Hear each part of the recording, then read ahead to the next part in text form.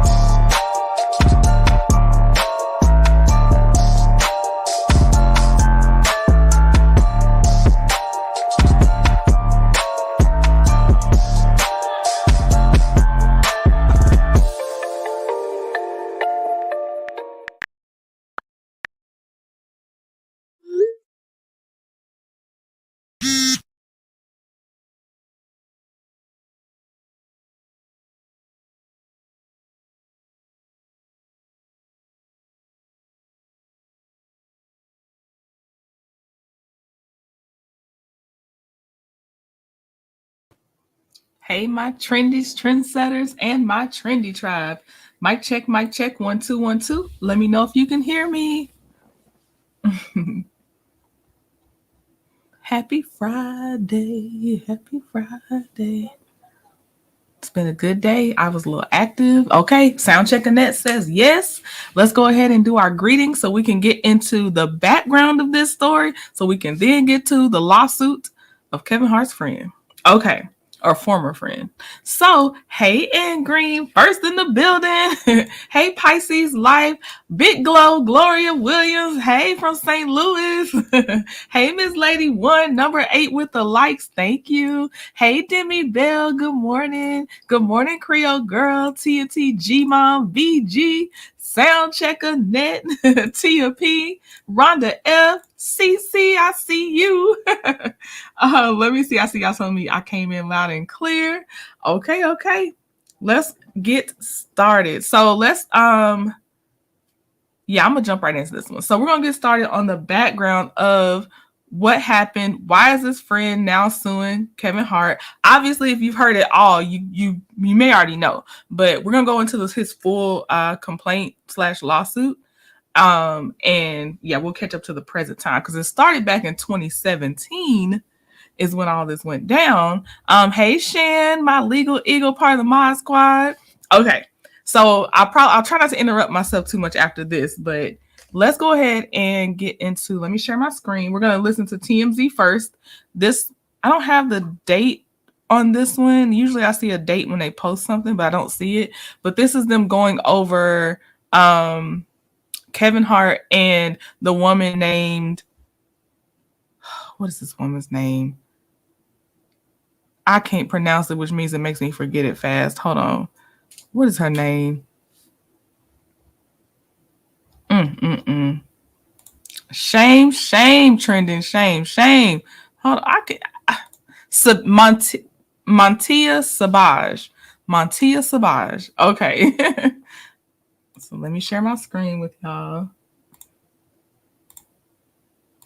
So we're working from the beginning to where we are now, just to provide context. Okay. Let's see.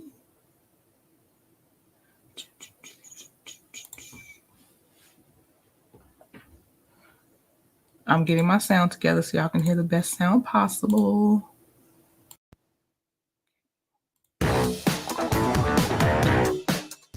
Kevin Hart. So we found out who the woman is who was on this tape with him. She is a traveling stripper. We will I don't know why that's funny to you. I don't know why it's funny, but every time I say it, Reagan laughed too. Reagan just laughed too. It's funny. She's a traveling stripper. They met in August. Also known as a stripper. Well, no, a lot of strippers have a residency. She does not. She met him in Las Vegas last month at a hotel. There were a group of people, and they partied pretty much the whole weekend, is what I'm told. And this video that has now been the subject of this extortion plot against Kevin Hart, what I was told yesterday is that video, when you look at the 4 minutes and 47 seconds, it was not shot all at once. It was over that period of the weekend. Right. So different things happen at different times. And as we told you, this is the picture of the at the beginning of the video. This is the two of them. Well, now we know who the woman is in the video. Yes. So the woman in that photo is Montia? Montia Sabage. Montia Sabage. She's 27 years old, likes long walks on the beach. Yeah, she's from Boston, and then she currently resides in Long Beach. She basically travels from city to city stripping. She pays a little fee, and then she has fun, I guess. Okay, I'm not sure what all that means, but here's what... Well, you pay a house fee, basically. Whatever strip club you go to, you have to pay a house fee. So here's what's relevant You about go where her. the money is. She is the one who claims she knew nothing about the video. On the other hand, as soon as she got in touch with Kevin Hart's people, she lawyered up, had the lawyer call Kevin's people and say, look, we'll sit for a polygraph test, but only if you pay us $420,000 to sit for a polygraph. And they were like, this is the weirdest thing ever. So Kevin yesterday sat with law enforcement, or excuse me, he was on the phone actually, for an hour and a half, and basically spilled his guts and told them everything about what happened that weekend, everything he knew about her. There were people around her. But what can he really say that he knows about her? Like, what they want to know he knew some stuff. He did know some stuff. But what we've learned, though, is that was their first time meeting. I think Raquel's kind of right on this. It's like, okay, yeah, I met her. I met a few other girls she was with, and that's it. Well, not exactly. No, not but the way exactly. police, they're going to want to know who else was in the room. They have names now. Right. There were names of people. And the reason the police want this so badly is we are told the end game for them right now is to get search warrants, because even they though want to figure out who's all in on this extortion, basically. That's right. And even though this woman says, I had nothing to do with it, the police are not necessarily buying it, from what I'm told. And they are going to serve up a number of search warrants, we're told, because what they're trying to do, there was this encrypted email that went back and forth, and the person who was doing the extortion was sending this encrypted email over to Kevin's people. So they want to decode it, number one, and they want to figure out who was sending it. And they think that by getting a search warrant, they can get the information they need in order to figure out who the culprit is. And they don't necessarily think it's one person. Right. This is a Because group of people the video involved.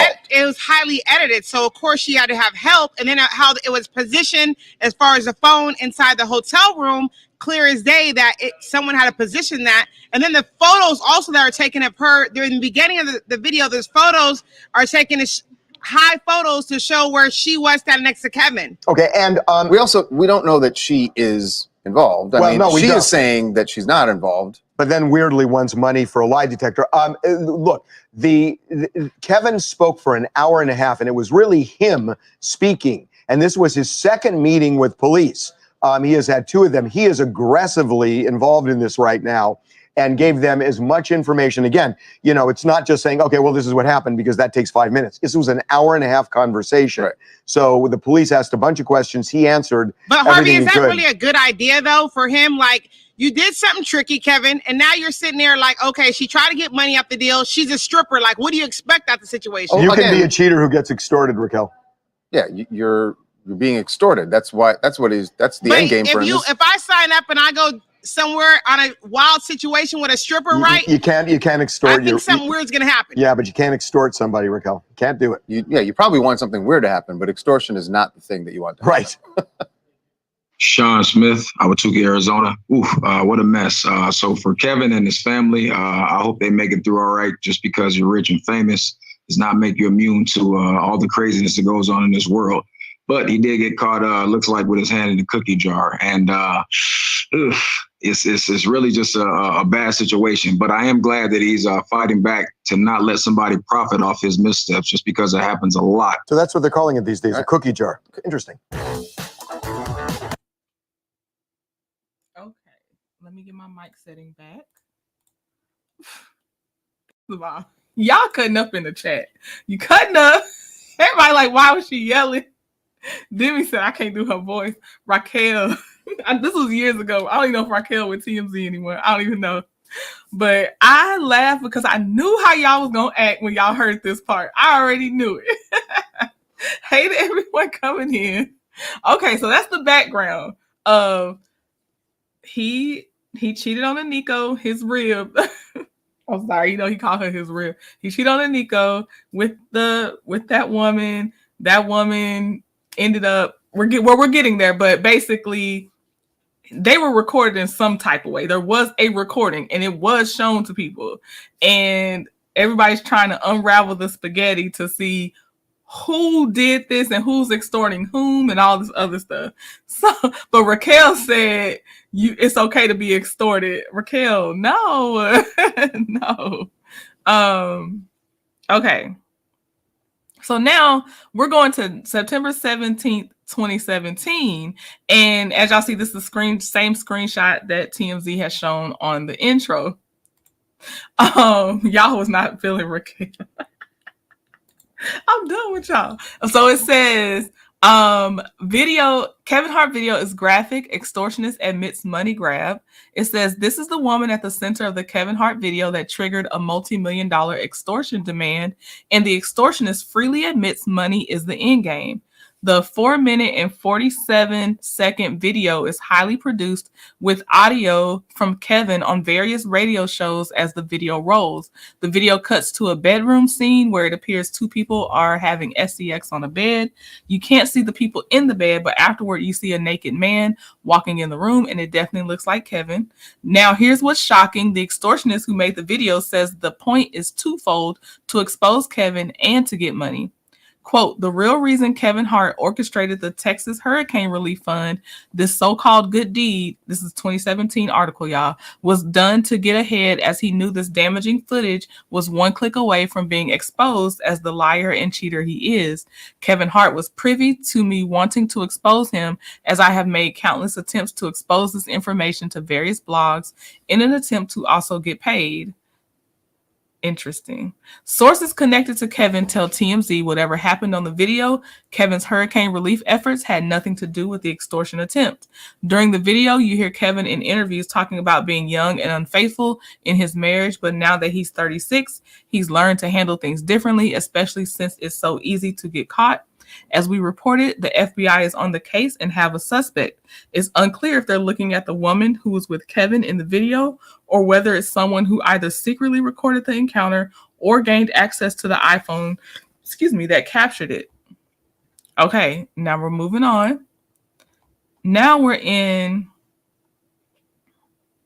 May 3rd, 2018. So we moved from 2017 to 2018. And it says Kevin Hart at loss for words after friend charged with sex tape. I said it. Blackmailing scheme. So that's JT Jackson is the friend that was charged with S3X tape blackmailing. Okay. 2018. That's when his friend was charged.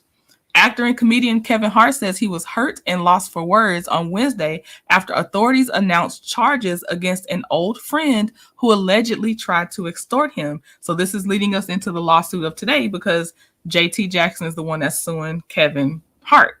Okay. It says, quote, mind blown, hurt, at a loss for words, and simply in complete disbelief at the moment. Wow. Hart tweeted after the Los Angeles County District Attorney's Office announced charges against his longtime friend, Jonathan Jackson, who allegedly tried blackmailing the comedian last year. Jackson, 41, was charged with attempted extortion and extortion by threatening letter after threatening to release a video he secretly recorded of Hart having sex with a woman in Las Vegas. The prosecutor's office said in a statement, quote, Jackson is accused of trying to extort an undisclosed amount of money from Hart between August 25th and August 30th, 2017. And Purple Unicorn and everyone in the chat, withhold your judgment on Jonathan J.T. Jackson because we're going to get to his lawsuit, and you might, this is what they were charging him with. We're going to keep going in time because this is 2018. So don't give up on anybody yet. Don't give up on anyone. Jackson allegedly had a videotape of the actor with a woman in Las Vegas and then is accused of trying to sell the recording to numerous celebrity news websites.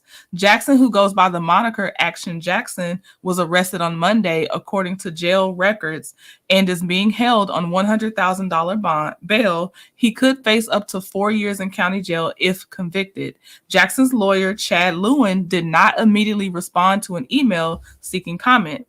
Okay, so this is when he was charged in May of 2018, or when ABC News reported it, okay? He was charged. Now we're going to Montia Sabage is the woman that was in that tape with Kevin Hart, and it says investigators view her as a victim in the Kevin Hart extortion case. So this is her walking out with her lawyer. So you'll hear from them real fast, and I'll change my audio again.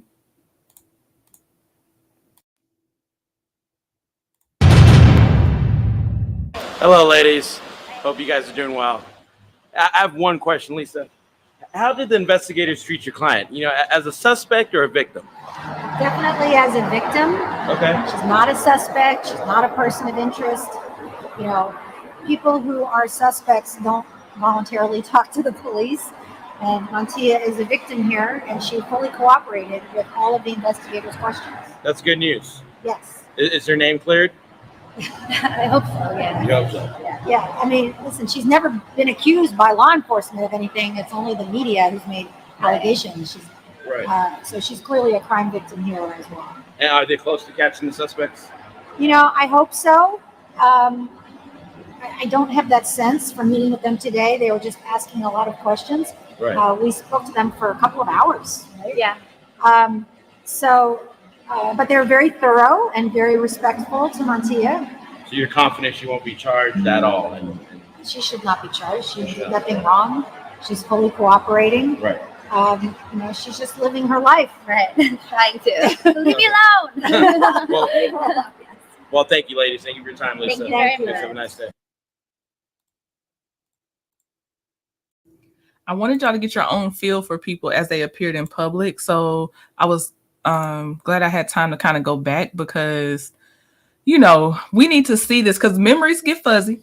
Okay, so now we are in, I'm jumping back to 2017, September 16th, 2017. It says, Kevin Hart apologizes to his wife and kids in an emotional video after alleged extortion. I'm not perfect. Kevin Hart is apologizing to his wife and kids after an unidentified person allegedly tried to extort him for a S3X suggestive video. Hart, who was expecting a child with wife Eniko Parrish, posted an emotional apology video on his Instagram on Saturday night, apologizing for his, quote, mistakes and claiming that there was someone who was trying to make financial gain off of his past misbehavior. Quote, I'm at a place in my life where I feel like I have a target on my back, Hart 38 said, and because of that, I should make smart decisions, and recently I didn't. I'm not perfect. I'm not going to sit up here and say that I am or claim to be in any way, shape, or form, and I made a bad error in judgment, and I put myself in a bad environment where only bad things can happen, and they did. And in doing that, I know that I'm going to hurt the people closest to me who I've talked to and apologized to. That would be my wife and my kids. And I just, it's a Essie moment. It's a Essie moment when you're wrong and there's no excuses for your wrong behavior. Hart continued. At the end of the day, man, I just simply have got to do better. But I'm also not going to allow a person to have financial gain off of my mistakes. And in this particular situation, that was attempted. I said I'd rather fess up to my mistakes. The Central Intelligence actor captioned the video with the movie Central Intelligence, captioned the movie with a message about doing better for his pregnant wife and his kids from a previous relationship, Hendricks and Haven Hart. Sending so many apologies to my wife and kids. I gotta do better and I will, Hart wrote. I'm not perfect and have never claimed to be. I love you all. According to TMZ, a woman allegedly demanded money from Hart after the pair engaged in a S3X suggestive video. According to the outlet, it is not a S3X tape. Someone tried to set Kevin up in a failed extortion attempt, a rep for Hart told People in a statement. As law enforcement is involved, we cannot comment further as it could affect the investigation.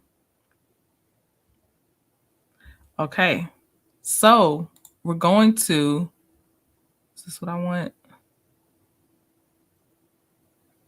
So then that one, the woman, I'm trying not to say that woman, the woman, Montia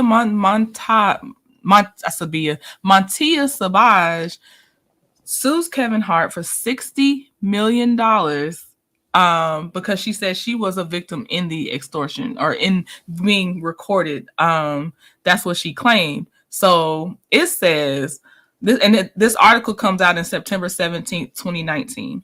A woman in a 2017 S3X tape with Kevin Hart is suing the comedian and others allegedly involved in the tape's creation or publication online for $60 million. Montia Sabage alleges in the federal lawsuit filed Monday in the Central District of California that she was secretly videotaped without her knowledge or consent while she was engaged in private consensual S3X relations with Hart in his hotel room in Las Vegas.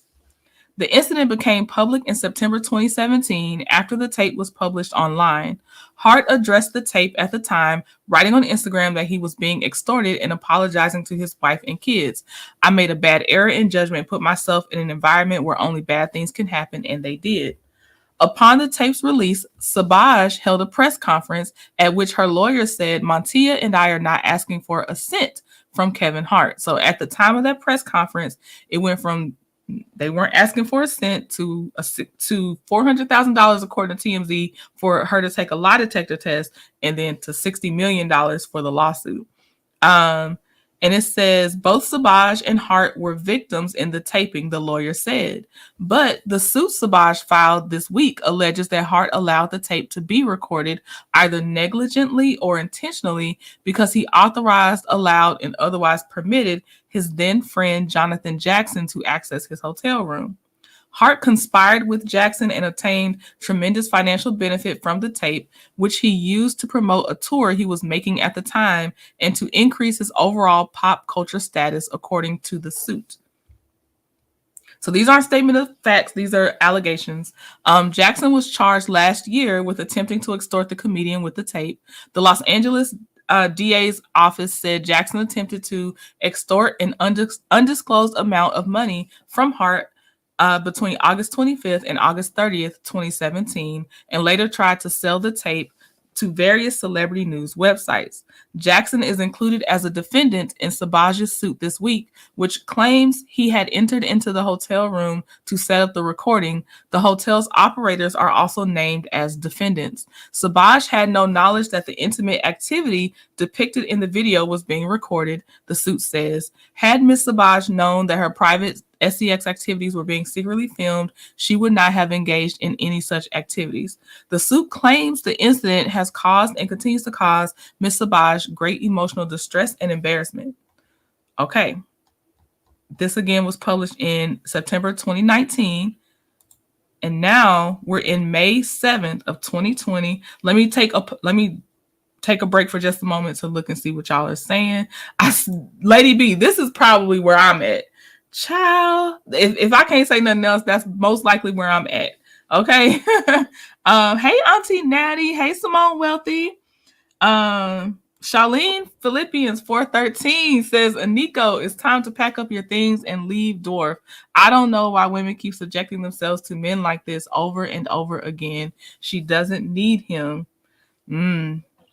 Yeah, now for her, this is definitely just punishment after punishment. And I saw an earlier comment where it does seem like it's an open secret that she was dating him while he was still with his former wife.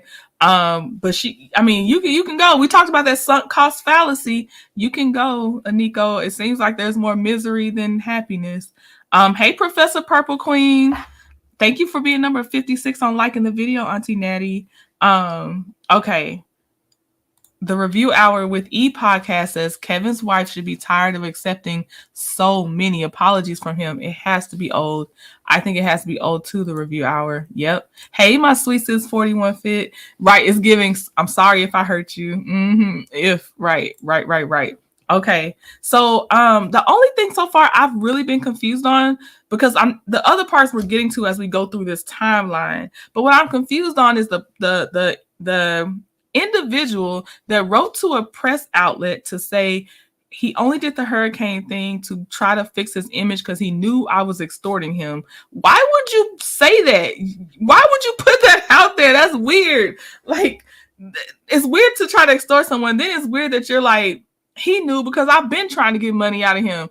This anonymous person, like, that's weird. So that's what's been weirding me. And I meant to go back and say that. Yeah, he's a serial cheater. Sound checking that. Yep. Auntie Natty say you lose them like you get them. Nikki knew exactly who he is. Yeah. She does know. She did and does know. She has to put in time to get the most out of that prenup. Kendra, let's talk. Yes, Kendra, I do agree. I feel like she would have gone in with the prenup if she had any smarts about her, and she probably does have to stay with some time before she's gonna go. I have to believe that. Yep, I'm leaning on that one with you, Kendra. Kendra said it was weird when Kevin said it back then, and it's still weird all these years later. Valerie says she wants access to all the money, and I think he had her sign a prenup, so she's not going anywhere. So y'all, yeah, okay. So we're leaning on prenup at this point. It ain't really that she cares, or it's not the embarrassment. It's just we waiting on that prenup timeline. I hear y'all. Okay, so now this is where we're getting to, and I don't even know which time this was, because apparently, well, I'll read the article and see if they name it in here, but this won't be the first time as far as this next part. So it says judge dismisses the $60 million lawsuit stemming from Kevin Hart S3X tape. So this is the lawsuit that the woman he was with in the tape brought up against him and JT Jackson. And this article was written May 7th, 2020. It says a federal judge has dismissed a $60 million lawsuit that stemmed from comedic actor Kevin Hart's 2017 scandal. The blast first reported on Tuesday that a California judge has ordered all claims against Kevin Hart in the suit filed by Montia Sabage to be dismissed, arguing that the suit was brought in the wrong venue. In February, Hart asked the judge to dismiss the lawsuit against him because he alleged the plaintiff served him the documents by throwing them onto his driveway, according to the Philadelphia Inquirer. Hart's security guard, Ray Dudgeon, said in a statement that Sabage, quote, drove by Hart's home and threw a summons and complaint out of a car window in his sight. Dudgeon said the papers landed several yards from him and he had not been given authorization to accept the served legal papers. In Hart's legal documents, there are attached photos of papers strewn across the grounds and a gray Ford sedan nearby. Sabage's case had previously been dismissed. So okay. So y'all see there's the other one. The other time it was dismissed about a technical issue with the filing, but she has since amended and refiled the complaint. The lawsuit claims that while having consensual SEX with Hart in a Las Vegas hotel in 2017, the SEX act was being filmed unbeknownst to Sabage. It further explains that the filming was done by an associate of Hart's, JT Jackson, who was seeking publicity for his upcoming comedy tour. Jackson was later charged with extortion over the incident, with Hart claiming that he was also a victim. Hart discussed the ordeal in his recent Netflix docuseries, describing the moment as the lowest moment of his life. His wife, Aniko, revealed that she learned about the encounter via an Instagram DM. I don't know who it was, sent me an edited video of Kevin and another woman, she said. I was pregnant at the time. I was about 8 months pregnant. I was having breakfast. I opened my phone and immediately I just lost it. Hart and his family are expecting a baby. So that was 2020. Okay. May 2020. Now we're in October 31st, 2021. Kevin Hart's former friend cleared of extortion from SEX scandal. Kendra said that is not a process server doing that. Why she use her cousin? Kendra, right. They know the proper way that counsel's being served. Right. I agree with you. So here y'all see Purple Unicorn. It says that JT Jackson was cleared of extortion from the scandal. And this article came out October 31st, 2021 from the Griot. And it says Kevin Hart's former friend, JT Jackson, has been cleared of all criminal charges related to a 2017 S3X tape scandal. In a video posted on social media, Hart shared an update about the case in a video in which he admits, "I'm happy that the chapter in my life is over." Jackson was accused of setting up a camera in Hart's Las Vegas hotel room and recording the comedian's rendezvous with Montia Sabage, the Griot previously reported. In 2017, the extramarital affair went public when TMZ reported on what they described as a graphic video posting a photo of the two. At the time, Hart was framed in the scandal as somewhat of a victim, having been double-crossed by a close friend in his inner circle who reportedly tried to extort millions from him. However, Sabage said Hart and Jackson colluded to set the whole thing up for personal gain. She sued the star for $60 million in damages, alleging intentional infliction of emotional distress, negligence, and invasion of privacy, according to court documents obtained by People. According to TMZ, Hart wants the S3X tape case dismissed.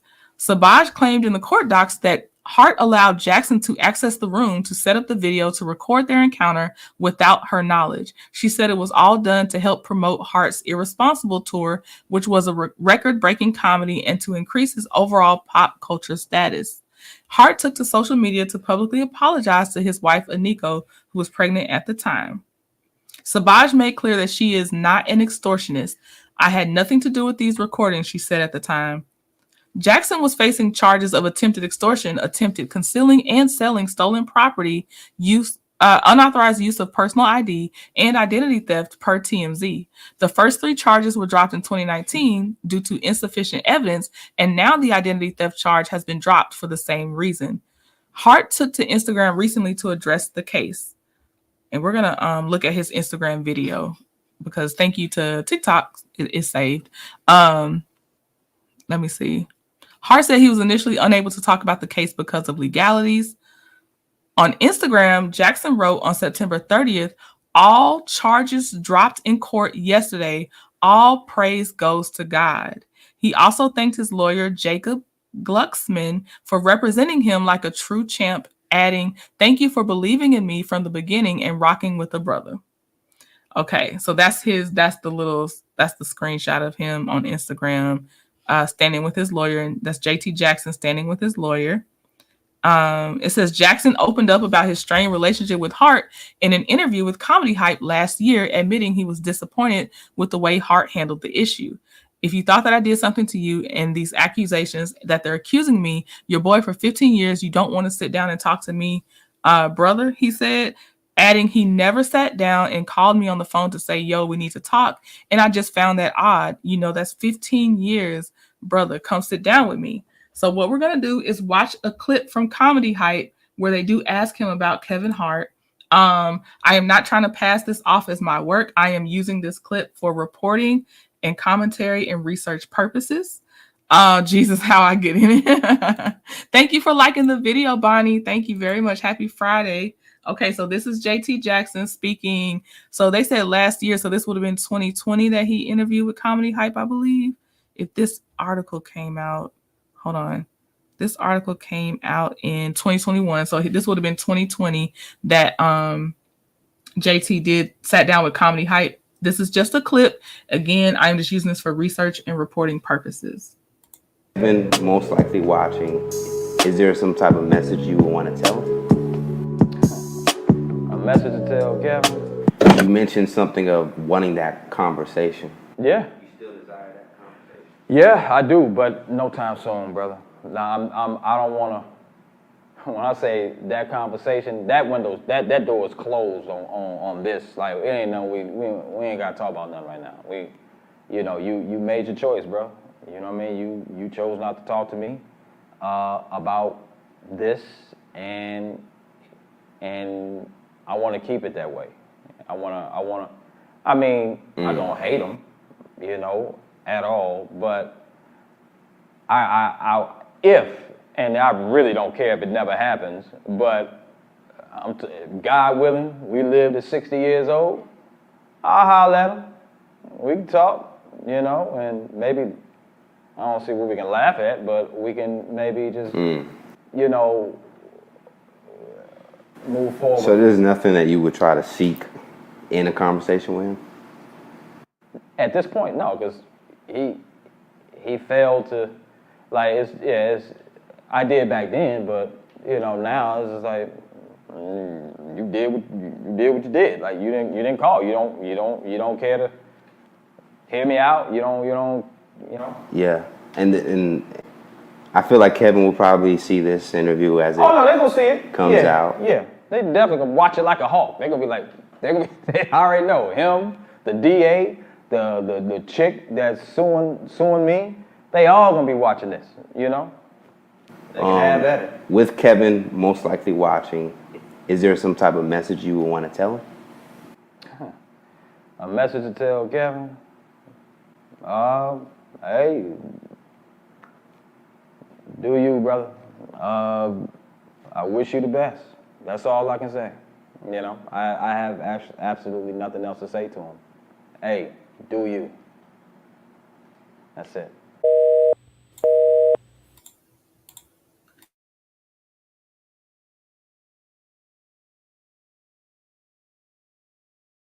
Sorry, y'all. I had muted myself. Okay, so there's JT in the clip with comedy hype, and now, I was just gonna say this: her lawsuit, Montia Sabage's lawsuit against Kevin Hart and JT Jackson, was dismissed a total of 3 times.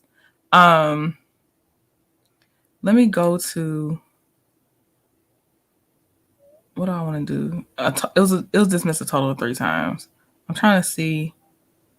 Okay, we're gonna look at this article. The article came out in June 24, 2024, but they're looking back on June of 2023. So about the last time her case got dismissed. Purple Unicorn said, "Respect." Kim Jones said, "Do you, boo?" Simone said, "He ruined this man's career. Kevin Hart is trash. This man can't even get a DoorDash job because although charges were dropped, it still shows on background reports." Oh, that's horrible. That is horrible. And we're going to read his complete complaint against Kevin Hart. We're working up to it. Just wanted y'all to have more background instead of coming in cold straight to the lawsuit because I didn't know a lot of details about it. In fact, I didn't even know a friend was charged, if I was honest. I just knew about the tape scandal. I didn't know someone was criminally charged that was so close to him. So if I didn't know, I feel like other people might not have known, and we needed to start from there. But this article, this is the third and last time I believe that it was dismissed. The one from the lady, from Montia Sabage, it was dismissed. It says 1 year ago today, June 24th, 2023, judge dismisses woman's suit versus Kevin Hart over leaked S3X tape. A judge has dismissed a lawsuit filed by a woman who accused Kevin Hart of secretly recording them having consensual S3X in 2017 and using the video for commercial reasons.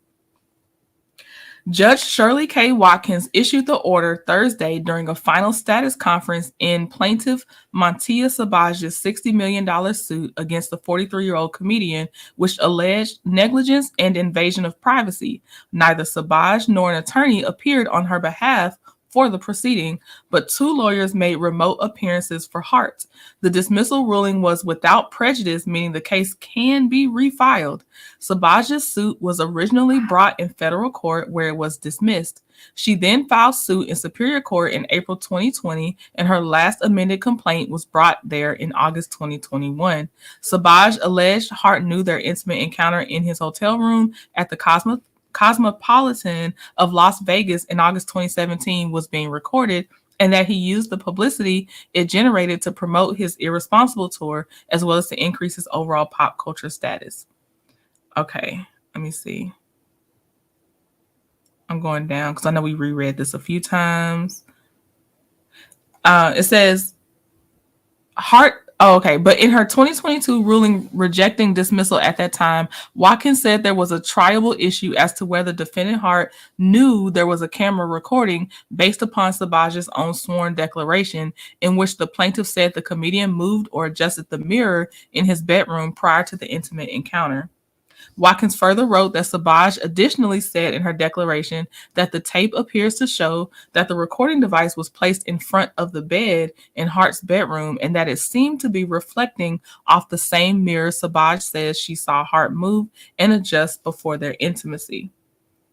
Well, Valerie, that's the thing. That is not a statement of fact that she was not involved in the recording. So she could have also been a part of the extortion herself, like a pre-planned event. Her case is dismissed for insufficient evidence that it was not that it wasn't her, but that it was Kevin that knew or someone else that knew.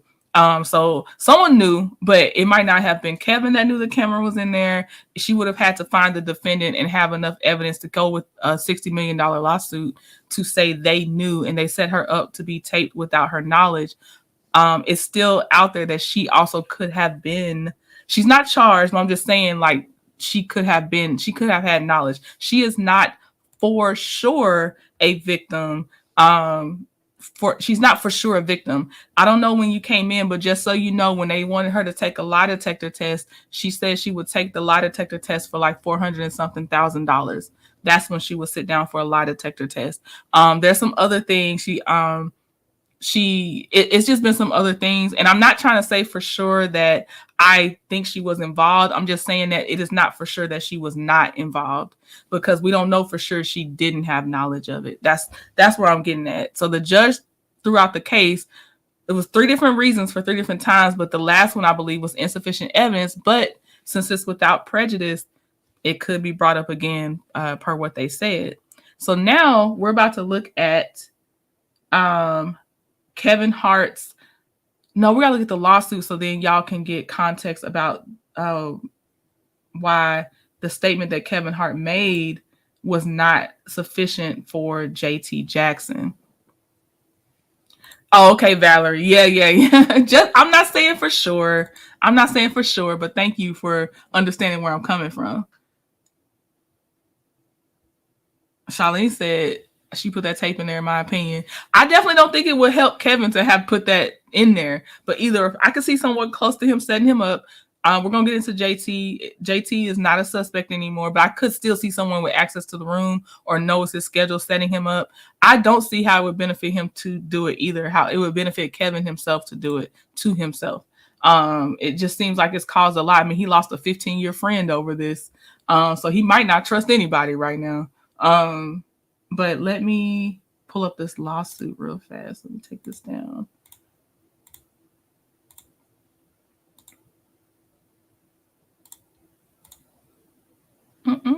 Why is it? What the heck? Hold on, y'all. I'm trying to find my window I need. There we go. Okay. One more second. I'm almost there.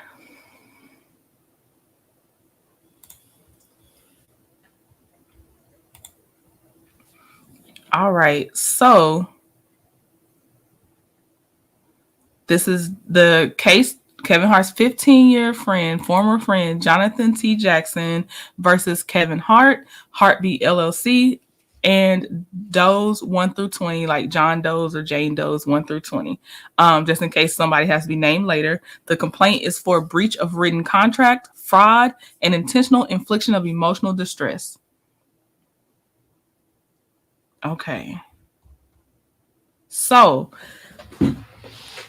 plaintiff Jonathan T. Jackson, known professionally as JT Jackson, has had a notable career in the entertainment industry marked by significant achievements and contributions. However, plaintiff's reputation was unjustly tarnished due to a series of malicious actions by the defendants, leading to profound emotional distress, financial losses, and professional setbacks.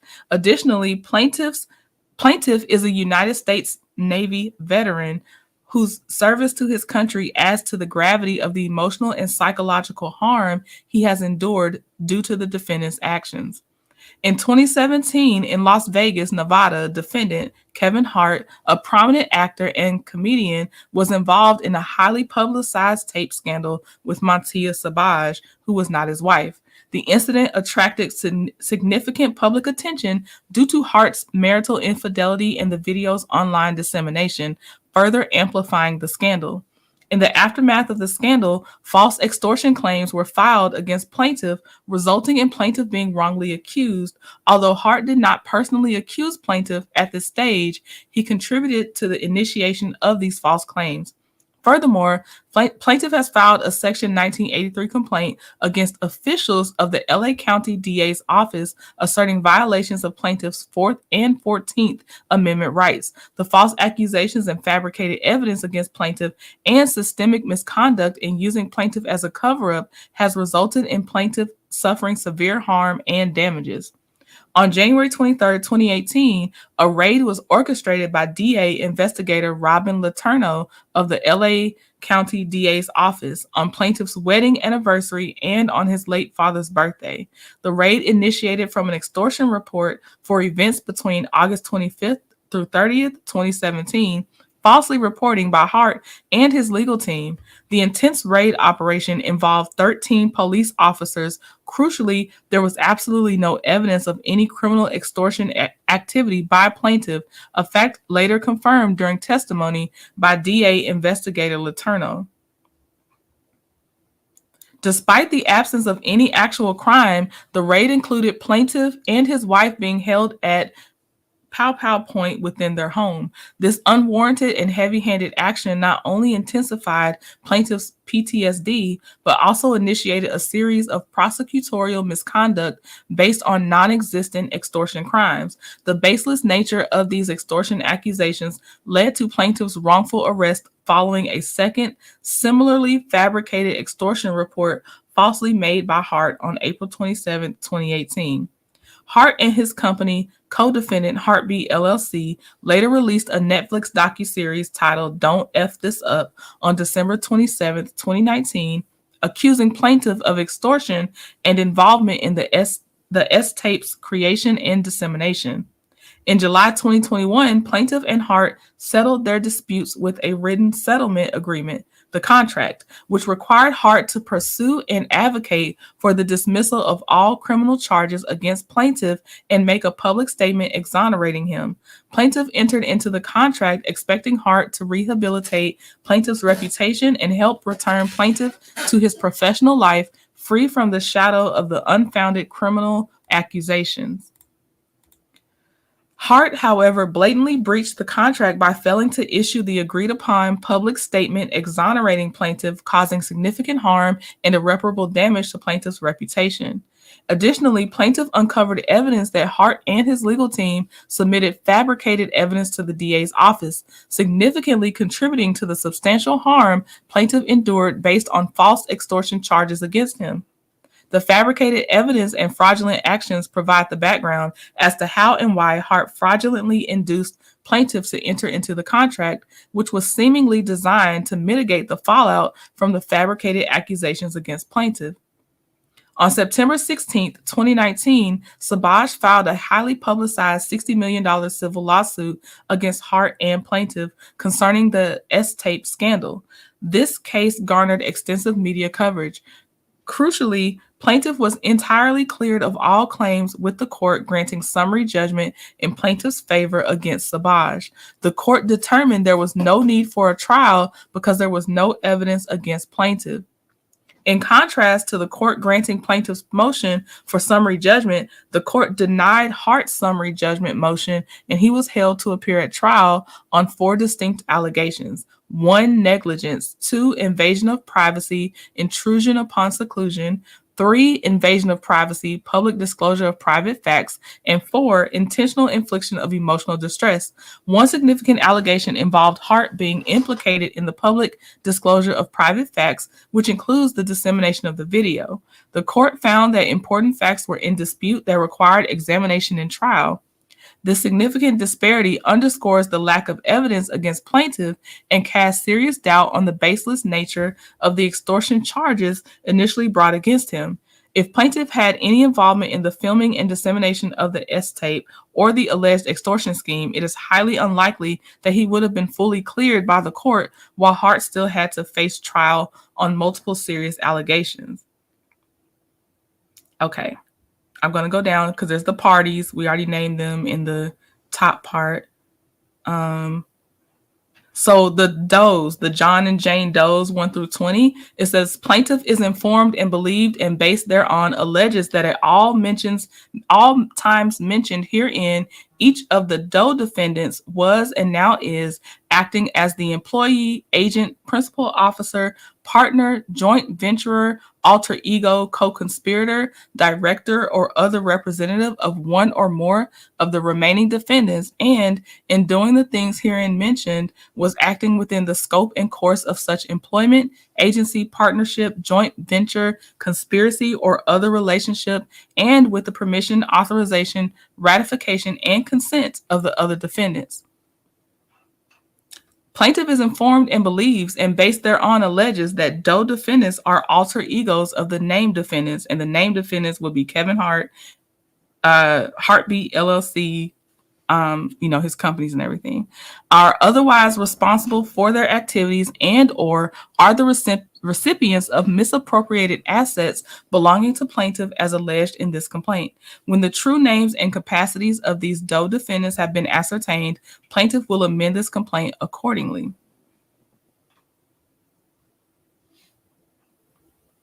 Okay. Factual allegations. The S-tape scandal. Plaintiff, known professionally as J.T. Jackson, had a successful acting career from 2003 to 2018, during which he booked 132 jobs, averaging approximately 8 bookings per year. However, his career was unjustly derailed by unfounded extortion charges related to Hart's sex tape incident. I keep slipping up and saying the word. Causing plaintiff to suffer profound reputational damage. These charges, although ultimately dismissed, inflicted significant emotional distress on plaintiff, plus professional setbacks and financial losses. The fabricated evidence and criminal charges against plaintiff provide the background and context for Hart fraudulently inducing plaintiff to sign the contract, which is described below.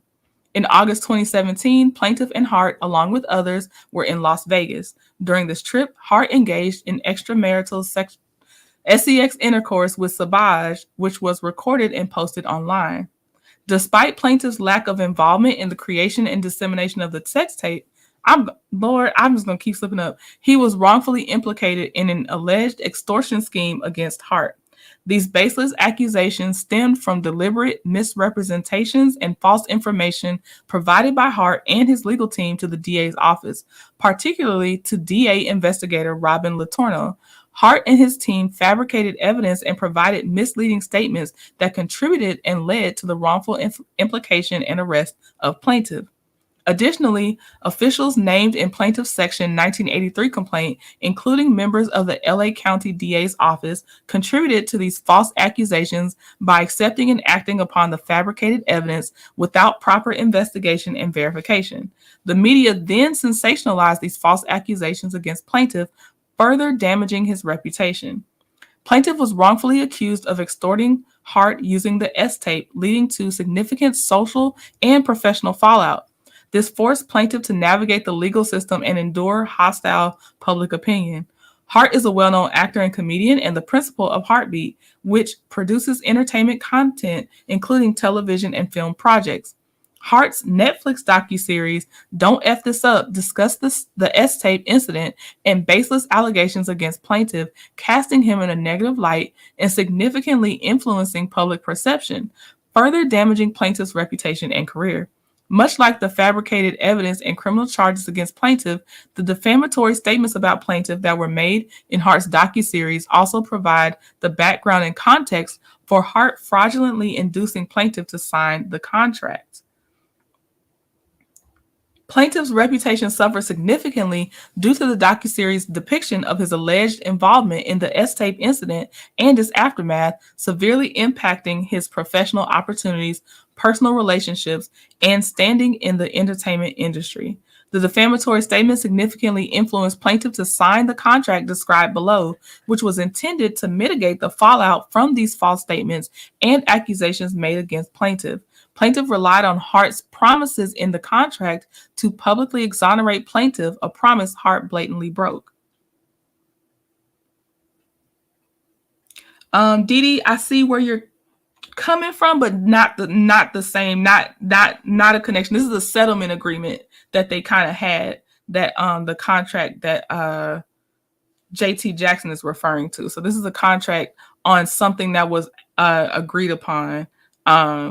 This is not the same as requesting a public apology. It's not the it for me it's a high contrast on that, because, well, we'll get into the details of their contract and everything, but the circumstances are a high contrast for me, in my opinion.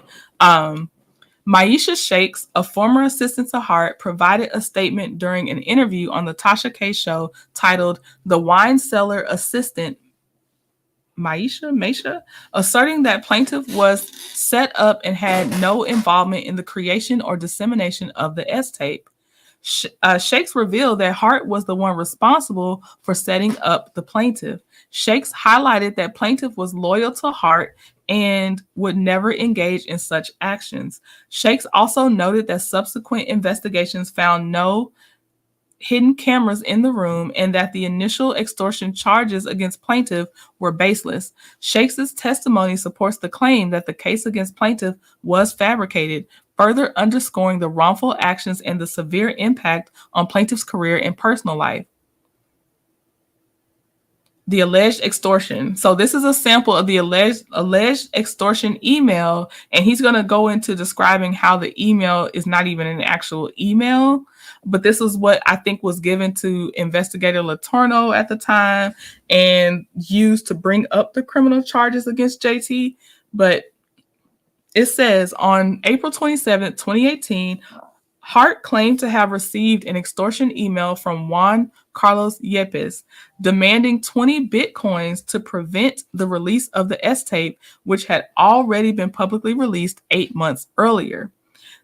Okay, so 2018 is when this email supposedly came up, but the S-tape had already been publicized 8 months before this supposed email. The email included highly inflammatory accusations of, I'm going to say, molestation and attempted rape. The content of the email is as follows.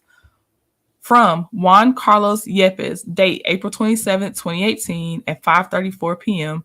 to K. Hart, subject, your S-tape.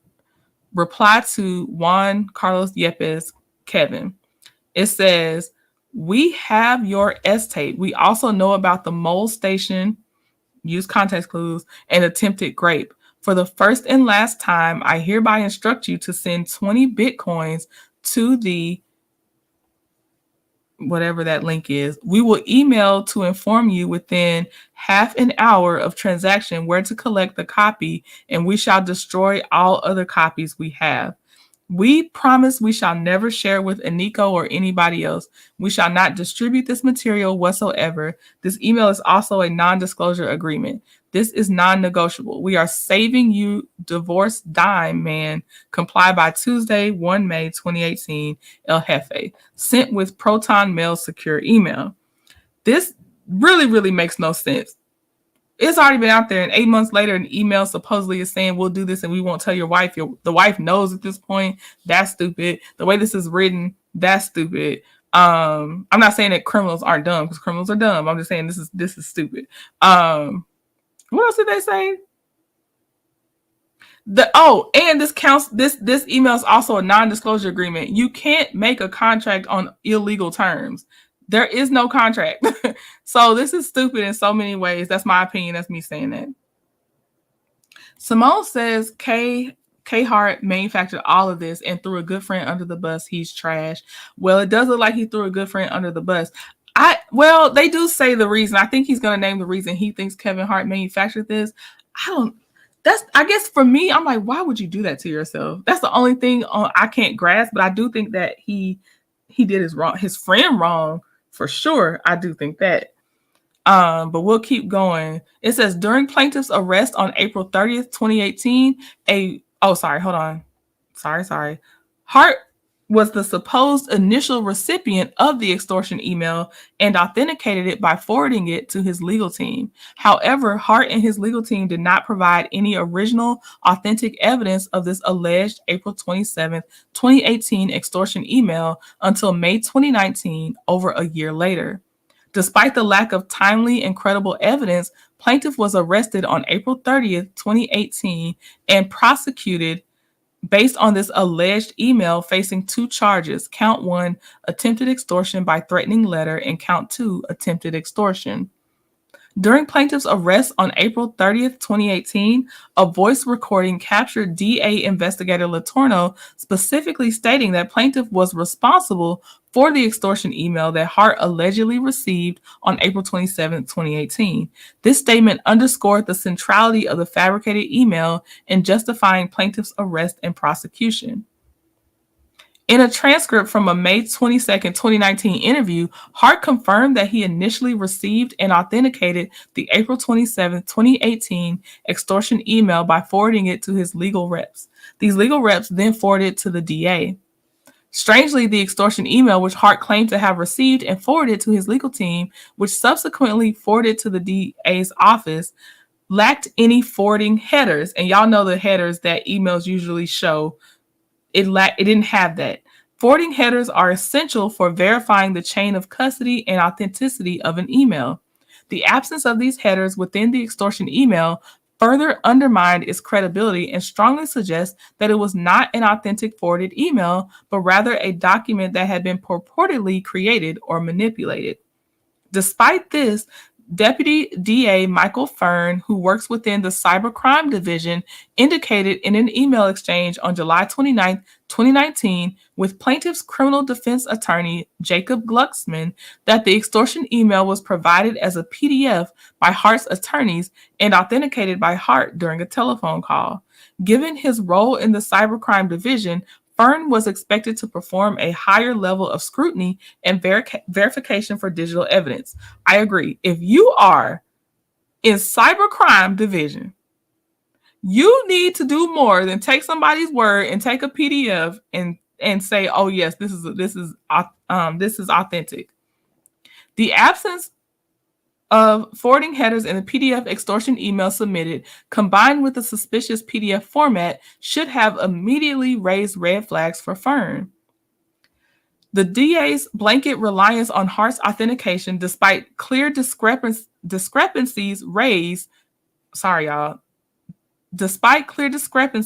raises significant doubts about the validity of the evidence and the thoroughness of its verification. It is evident that knowingly or unknowingly, Fern submitted fabricated evidence. Indeed, it has since been determined by a forensics expert that the extortion email was created in Microsoft Word 2013, so the software version 2013, on May 17, 2019, over a year after the alleged extortion attempt. This critical finding, determined by analyzing the metadata of the extortion email, which Hart authenticated during questioning by the DA's office on May 22, 2019, indicates that the extortion email was not the original, but rather a fabricated document. The use of Microsoft Word 2013 to create the email rather than an email service like iCloud, Gmail, Outlook, or Proton Mail shows that it was not a genuine email sent on the date claimed. Emails cannot be downloaded directly into Microsoft Word from these email services. During the prosecution of plaintiff, the DA's office relied on another piece of evidence, a screenshot of the April 27, 2018 extortion email allegedly provided by Hart. This screenshot was reportedly sent to DA investigator Letourneau via text on April 27, 2018, but was never included in the discovery provided to plaintiff's defense team. The failure to include this screenshot in the discovery and its use without proper authentication or court presentation raises significant doubts about the evidence that was used to justify plaintiff's arrest and prosecution, alongside the previously mentioned fabricated PDF extortion email submitted by Hart and his legal team in May 2019.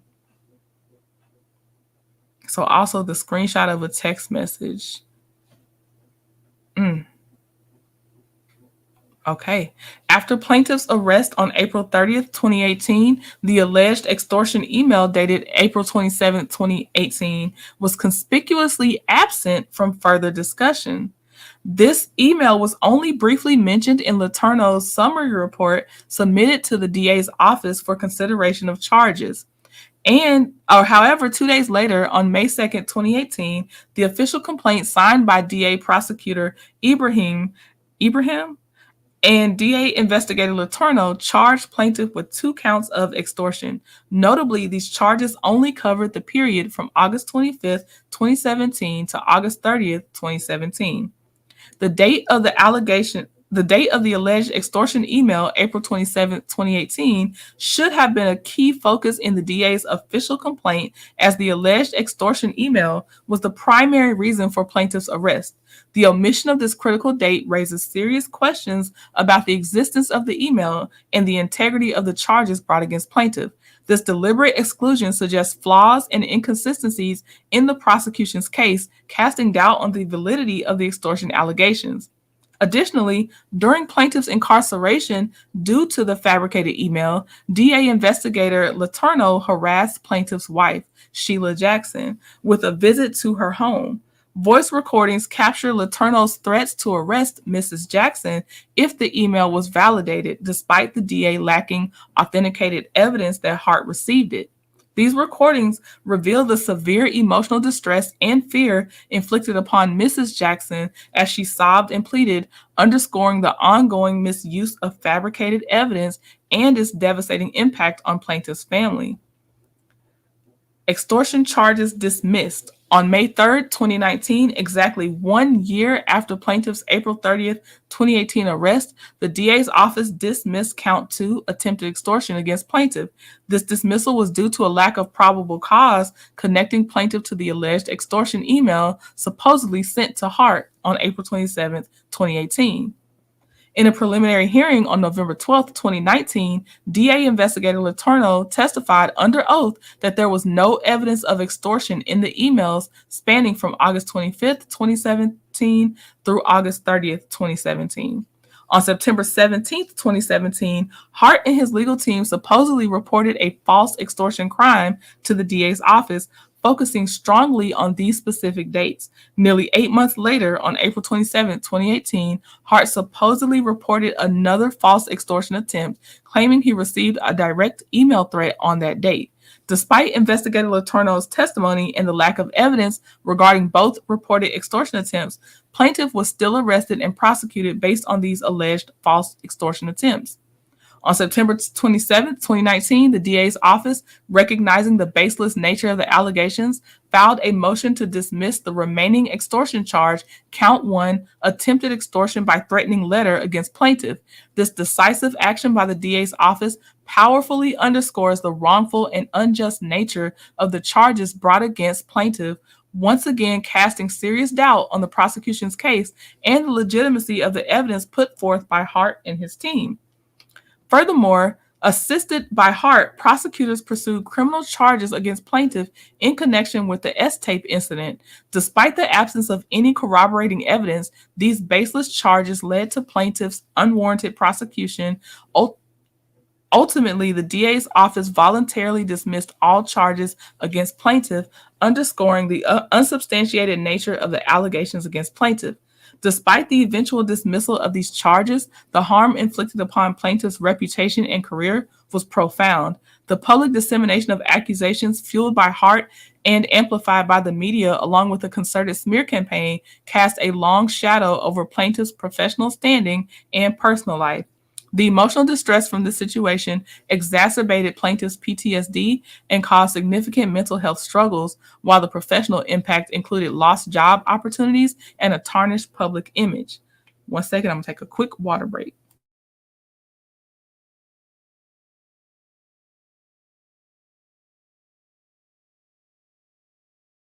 Woo, okay.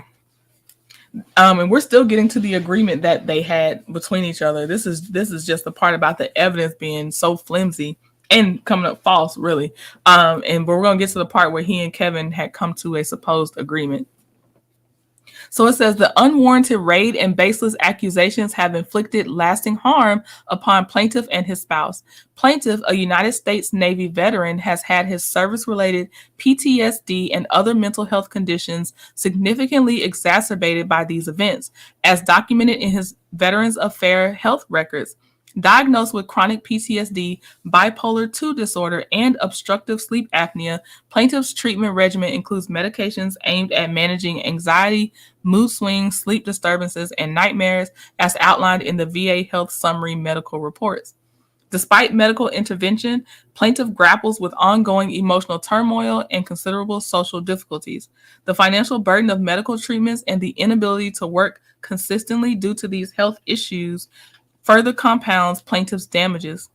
Plaintiff's legal exoneration, a pivotal moment, could not erase the years of adversity, missed opportunities, and emotional anguish inflicted upon plaintiff and his family. Despite the courtroom victory, the shadow of unfounded allegations persisted, casting a long and enduring stain exacerbated by Hart's role in shaping public opinion through negative media portrayal.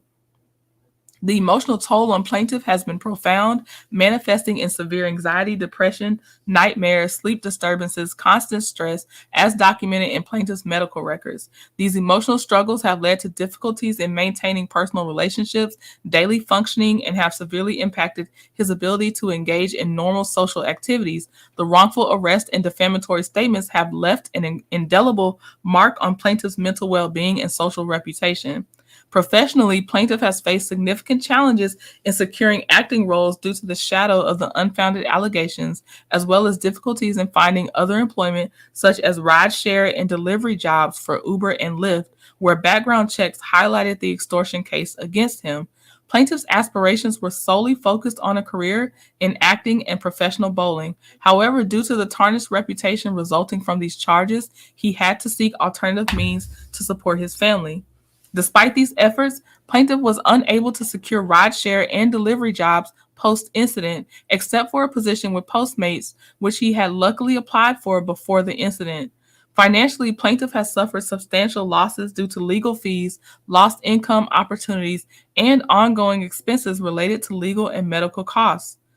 The professional consequences and financial strain have left a lasting impact on plaintiff's career trajectory and overall financial stability.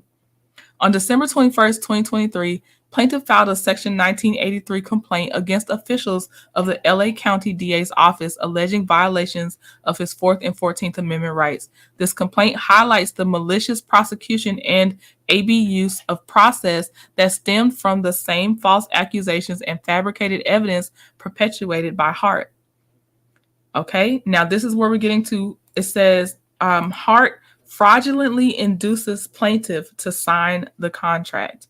So now we're on to, I feel like this is a big part of why Kevin's in here, despite the first part. That's more, I feel like it's still Kevin, obviously, but that's more why it was on the LA County DA's office. And this is very much about Kevin right here. Yeah, so sad. Yeah, the fact that and who has said, Simone said it earlier, I think, that he couldn't even get Uber Eats jobs and stuff like that. That is so wrong. That is so wrong. Brittany said, wow, that's a shame. Kevin Hart is no son or is a son of a you know what. I hear you. Hey, Miss Sugar Sweet. Okay. So it says, before all criminal charges were dismissed, plaintiff was diligently preparing to restore his reputation in the aftermath of the anticipated dismissal of the charges. As the prospect of exoneration loomed, it was Hart, not the plaintiff, who proactively engaged in discussions about entering into the subject contract, as Hart realized the pivotal significance of plaintiff's vindication and its potential public perception impact. In April 2021, Hart's lawyer approached plaintiff's lawyer with a proposal to have the charges against plaintiff dismissed.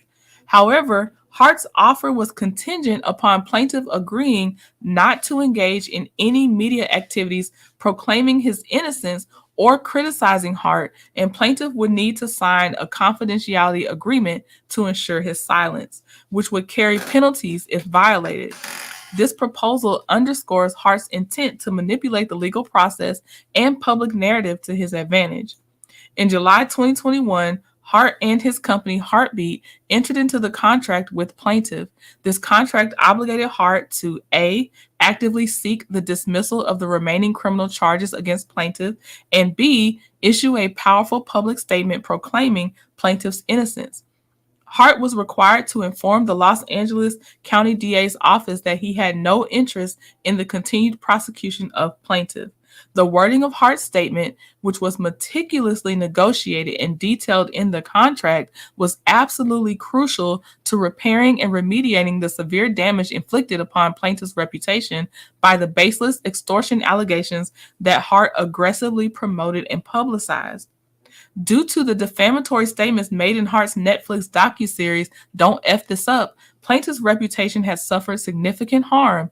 These statements falsely accuse plaintiff of extortion and involvement in the creation and dissemination of Hart's S-tape, causing personal and professional damage to plaintiff. The public dissemination of these defamatory statements, viewed by millions of people, significantly influenced public opinion and damaged plaintiff's reputation within the entertainment industry. Industry professionals and potential employers who viewed the docuseries were led to believe plaintiff was involved in criminal activities, resulting in lost job opportunities and a tarnished public image. The persistent availability of this content continues to perpetuate the false narrative, causing ongoing harm to plaintiff's professional and personal life. Central to the contract was the crucial stipulation that Hart would publicly exonerate plaintiff, utilizing specific verbiage agreed upon by all parties to clarify plaintiff's innocence and remediate the reputational damage he sustained. Hart was to go live and post a video on his Instagram account using the exact wording specified in the contract and leave it up for at least 24 hours. This contract represented a beacon of hope for plaintiff, offering a chance to turn the page on a challenging chapter and began rebuilding his life by correcting the damaging false narrative about the plaintiff, exacerbated by Hart's docuseries and prior actions.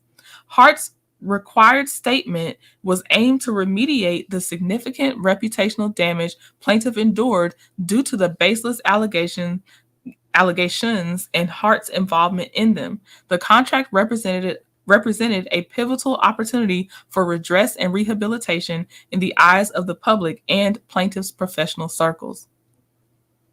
In Section 1 of the contract, Hart promised to do the following. Within 30 days following the execution and delivery of this agreement by all parties, Kevin Hart shall inform the state of California that he has no interest or desire in the continued criminal prosecution of Jackson, plaintiff. In addition, Hart, through his counsel, shall advocate for the dismissal of any and all charges currently pending against Jackson. In addition, within 30 days following dismissal of criminal charges against Jackson, Hart shall post a video on his Instagram account, Kevin Hart For Real, and leave the video posted on his account for at least 24 hours with Hart stating the following verbiage in the video.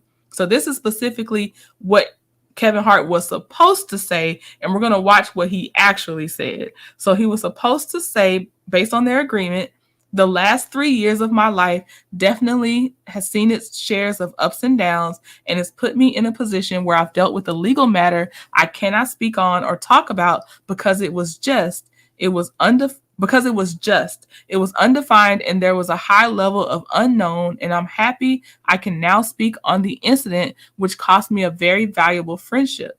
I lost someone close to me that I loved and still have very much love for, or high levels of love for, and this is bold. I'm proud to say that all charges against JT Jackson have been dropped and he is not guilty and had nothing to do with it. And this matter at hand that once was so tough to deal with and so heavy for me and my household is now put to bed. So that's what was agreed that he should have said. It says, critically, plaintiff did not receive any monetary compensation in the contract from Hart. So no money was involved in this. For plaintiff, the contract was not about seeking compensation, but was a means to an end. The clear and public exoneration of plaintiff's name by Hart, who was centrally involved in the events leading to the charges. The public statement with the specific verbiage was crucial for this exoneration. Plaintiff entered into the contract with the expectation that it would finally restore his reputation and allow plaintiff to resume his professional life with integrity.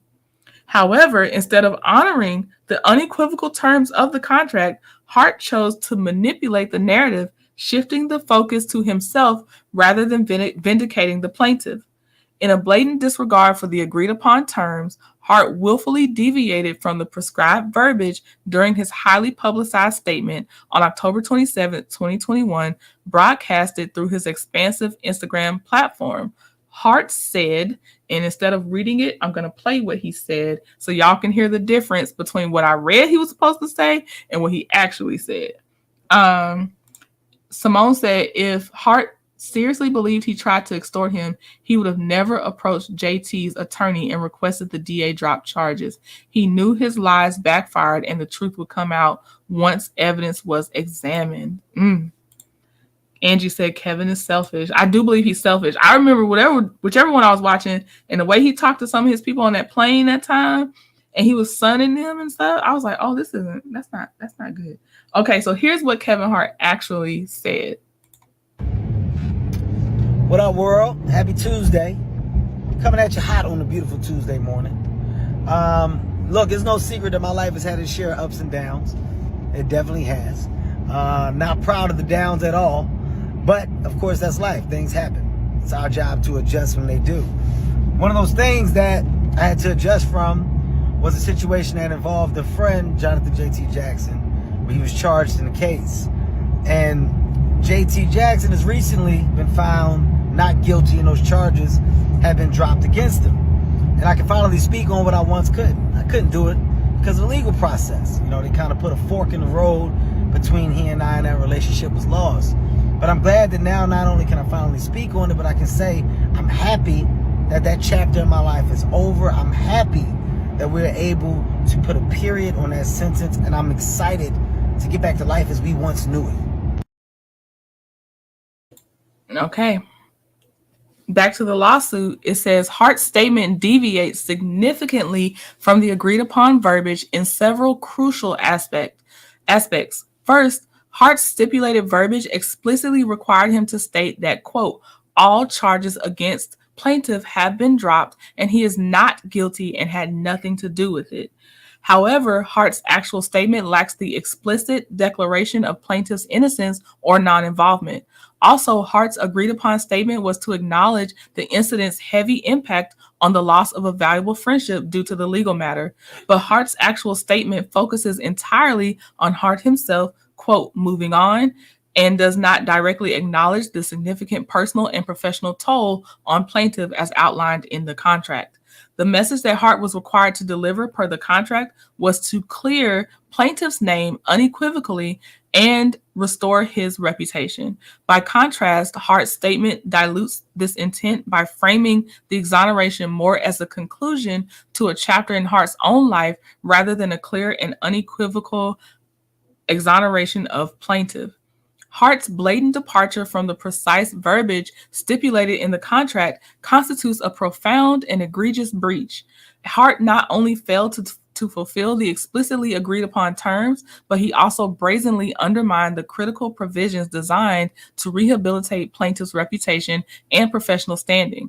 This breach transcends a mere divergence in wording. It strikes at the core of the contract's essence and the intended impact of the words, which were to unequivocally exonerate plaintiff and significantly contribute to the restoration of his severely tarnished reputation. The specificity of the agreed upon verbiage was not a mere formality. It was the cornerstone of the contract's intent to provide a clear, unequivocal public clarification of plaintiff's innocence regarding the extortion allegations that Hart helped fabricate and disseminate.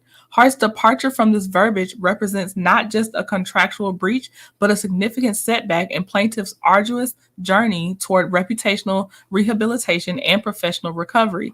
This breach by Hart has inflicted further damage on plaintiff, undermining the very essence of the contract and the trust that facilitated its formation. On the day of Hart's blatant breach of contract, plaintiff immediately contacted Hart to address the non-compliance and discuss his disappointment. Despite acknowledging his breach, Hart initially and arrogantly refused to rectify his actions. Plaintiff then informed Hart that he would move forward with a lawsuit against Hart and Heartbeat, a lawsuit Hart was aware of due to the tolling agreements he has signed to prevent plaintiff from pursuing legal action while awaiting full execution of the contract. It was only after plaintiff communicated his intention to sue that Hart agreed to help plaintiff, not wanting to face litigation. Before the incidents that give rise to this complaint, plaintiff was able to secure numerous employment opportunities as an actor and had significant professional success. Since Hart's breach of contract, however, plaintiff has sustained enormous difficulties in obtaining acting roles. These difficulties in securing roles are not indicative of plaintiff's talent or effort, but stem directly from the reputational damage inflicted by Hart's breach of contract and failure to mitigate the damage Hart caused plaintiff to suffer. Hart's breach of contract has resulted in direct repercussions on plaintiff's career prospects and public image despite plaintiff's diligent efforts to seek professional rejuvenation. Hart's failure to uphold the contractual obligations has negatively affected plaintiff's professional life and financial security. In addition, plaintiff suffered from a pre-existing PTSD condition diagnosed by the Department of VA in 2016. Plaintiff's PTSD was exacerbated by the events following Hart's failure to fulfill his contractual obligations. Hart's conduct has caused plaintiff's mental health to deteriorate and amplified plaintiff's emotional distress. Hart's breach of contract has led to significant reputational, economic, and emotional harm to plaintiff. The ongoing availability of Hart's docuseries Don't F This Up, coupled with Hart's failure to abide by the contract, has obstructed plaintiff's efforts to rehabilitate his career and has perpetuated the reputational harm to plaintiff. For all the above reasons, plaintiff seeks damages exceeding $12 million for his significant economic and non-economic losses, including severe emotional distress. Plaintiff has diligently attempted to mitigate the damage to his reputation and career by actively seeking work, contacting potential employers, and continuously pursuing professional opportunities. Despite these efforts, plaintiff has been unable to secure consistent work in the entertainment industry, leading to significant financial hardship and reliance on government assistance. Plaintiff has made numerous attempts to resolve the issues with Hart directly. These efforts include text messages, audio text messages, phone calls, in-person meetings, and sending cease and desist letters, all aimed at negotiating a resolution without resorting to litigation. Despite these efforts, Hart has failed to honor his contractual promises and has continued to delay and obstruct plaintiff's attempts to restore his reputation. Hart made continuous assurances to help plaintiff clear his name, leading plaintiff to rely on Hart's promises and delay legal action. Indeed, Hart's promises misled plaintiff into believing there was no urgency in filing a claim. Specific instances of Hart's assurances included, but are not limited to, A, on October 27, 2021, plaintiff reached out to Hart immediately after the breach, and they both spoke on that same day, where plaintiff expressed his disappointment in Hart's failed exoneration attempts on Instagram and his breach of contract. B, on October 28, 2021 at 8:35 a.m., Hart called plaintiff the next day, where they continued to discuss Hart's breach and solutions on how to resolve plaintiff's disappointment. C, Hart signed a tolling agreement that extended the filing deadline. D, on June 2nd, 2022 at 9:08 a.m., plaintiff contacted Hart again, discussing plaintiff's need to work and a plan to clear his name. Hart responded positively, agreeing to talk further on June 5th, 2022. E, on September 12th, 2022, After Hart delayed responding, he agreed to help plaintiff find significant work-related opportunities, reinforcing plaintiff's reliance on Hart's promises. F, on April 14th, 2023, at 8:21 p.m., Hart sent a message to plaintiff indicating Hart was out of the country, dealing with a lot, and in a different space. And G, on April 25th, 2023, at 9:53 a.m., concerned about Hart's previous message, plaintiff reached out to Hart seeking clarification and continued assistance in clearing plaintiff's name. Thereafter, Hart eventually changed course and stated he could no longer help plaintiff and that Hart had moved on. Whew, that sounds cold-blooded. First cause of action, breach of written contract against all defendants. I'm not going to read the details on this part. Second cause of action, fraud in the inducement against all defendants. It says the true facts were that Hart never intended to abide by the contract and never intended to make the agreed upon statement. Rather, Hart simply intended to have the false criminal charges that he helped to bring against plaintiff go away quietly without plaintiff being able to proclaim his innocence in the media. Plaintiff reasonably relied on Hart's material misrepresentations and omissions in entering into the contract. Third cause of action, intentional infliction of emotional distress against all defendants. I'm going down because I know some can be repetitive. I'll just say, okay, as a direct and proximate result of defendant's actions, plaintiff has suffered severe emotional distress, including but not limited to anxiety, depression, sleep disturbances, and exacerbation of his PTSD as documented in plaintiff's VA health records. Hart's conduct was undertaken with the intent to injure plaintiff and with a willful and conscious disregard of plaintiff's rights, as such malicious conduct is defined in Civil Code Section 3294. Plaintiff is entitled to punitive and exemplary damages against Hart for the sake of example and to punish him for his unlawful conduct. So prayer for relief. Wherefore, plaintiff prays for judgment in his favor and against defendant as follows. For general and special damages, including economic and non-economic losses in an amount to be determined at trial, but in excess of $12 million. For punitive damages in an amount to be determined at trial. For pre- and post-judgment interest according to proof. For costs of suit. For reasonable attorney's fees as allowed by law.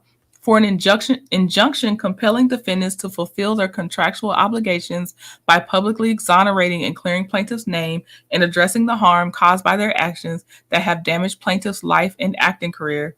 For an injunction immediately requiring defendants to remove all the false statements about plaintiff in the Netflix docuseries Don't F This Up, and for such other and relief as the court may deem just and proper, dated July 10th, 2024. Ooh, I think I don't always think damages that people ask for are like reasonable, but for JT, just my personal opinion, I think he should get the 12 million or a really nice settlement. I do. I don't understand, if you already were going to have to clear it up anyway with that statement, why didn't you just clear your friend? Especially if the contract stated he can't criticize you in public anymore, even if what you did was shady as heck. Shady is the light part. Criminal would be the heavier part. He couldn't even criticize you according to the contract. Why didn't you just do the agreement and say the statement like y'all agreed upon? Like, I don't understand why you wouldn't. Simone says, just think, all JT wanted him to do was clear his name, no money, and he wouldn't even do that, knowing he manufactured all of this. Shaking my D head. Kevin, Brittany said, don't forget how he left those people in that car accident. Brittany, I'm waiting on that. Yes, the story surrounding him in that car accident. Oh man, yes, I want to see more of that, because I believe he left those people in that car accident for sure. I do, because that was the second time. This lady said, pay him his shmoney. Let me see. Angie B said, out of the country dealing with a lot. Kevin, come on now. How can you see your friend and family suffer by your own hands? This is heartbreaking. That's pretty bad. Hey, DG, thank you for dropping by, going back in the bushes. Thank you. This is bad, Angie. This is bad. Simone said, I think he paid them off. Maybe he did. I just don't understand how he couldn't help his friend can't even get a Uber Eats job. Like, how do you not help your friend financially? And you were responsible for this. Well, just like he was with the car accident. Why aren't you helping your friend? Why does it come to this? Why do you delay your friend for years? That statement, for most of us, we weren't digging deep into this. The statement would have been what it was. And he's like, I'm glad my friend's cleared. He still could say we can both move on with this. We can all these things, just like the statement stated. The statement made him not look bad. Like, you know, it didn't make Kevin look any worse than what was already out there. Why couldn't you just help your friend? Right, especially with him being in the entertainment industry, 41 fit, 12 million is not a lot in the grand scheme of things. That would probably keep him on par with just maintaining his lifestyle, being able to, especially because he can't even do jobs anymore. I do think with the realm he was in, I do feel like he's being reasonable asking for 12 million. Simone said they never filed a suit against him to my knowledge. No, not yet. If they did, it's going to come out and then we'll be looking at it if they ever do, Simone. Because to my knowledge, they had not either. Kim said you have to be careful who you call friend. Kevin is not a true friend, but they were friends for 15 years. He probably changed on him, honestly, Kim. Being friends and I know time is, like, we just watched the sunk cost fallacy theory, and so time is not just the indicator of a true friend, but I do think maybe Kevin changed, or what was in him came out more when he got the money and the fame and everything. But I feel like at some point they had some great times as friends, and this incident happened, and now this man's caught up in it, and it wasn't even on him, and that sucks. That sucks. What I do want to say is I did have to purchase this document. So thank you to the Trendies that are sponsoring the court documents. I really appreciate it. If you would like to donate to the document fund, Cash App and Venmo are both trending at some point. I appreciate it. I have another one coming for y'all. I don't know when, but I have another case coming for y'all. I was like, really? So I don't want to say what it is just in case I either can't find it or, but I have more coming for you. And I appreciate y'all's time and company as we go through these documents and everything. I appreciate your input in the chat. And I will see y'all again over the weekend. Not sure when. I got to do my property preservation task. We getting there. Me and Mr. Trent ain't going to be, we got to be ready for week 5. So yes, I'm enjoying the class. I'm going to do a separate video, talk more about the class, probably in members only. Because I'm scared of accidentally saying something I ain't supposed to say. But I love the class, y'all. You are so welcome, Simone. Thank you. Okay, I will see y'all soon. I appreciate you. All right, bye. I've been taking my time, taking all